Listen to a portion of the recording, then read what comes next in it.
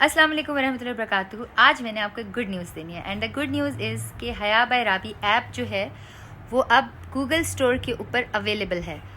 अभी iOS पर हम नहीं आए, गूगल स्टोर के ऊपर है। Thank you Irtika Mohiuddin and x factor technologies, आपका बहुत शुक्रिया। आपको नहीं पता कि इस ऐप से कितने लोग जो हैं वो रोज़गार कमा सकते हैं। So I just open this app, आप भी इसको ओपन कर सकते हैं and you can have lots and lots of things on discounts, क्योंकि पूरे पाकिस्तान ने महंगाई कर दी है। Haya by Rabi is the only brand that is keeping its prices लो।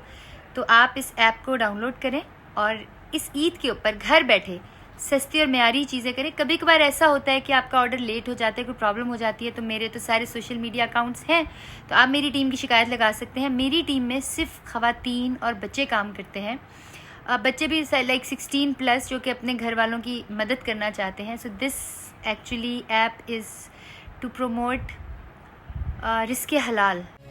खुदी का सिर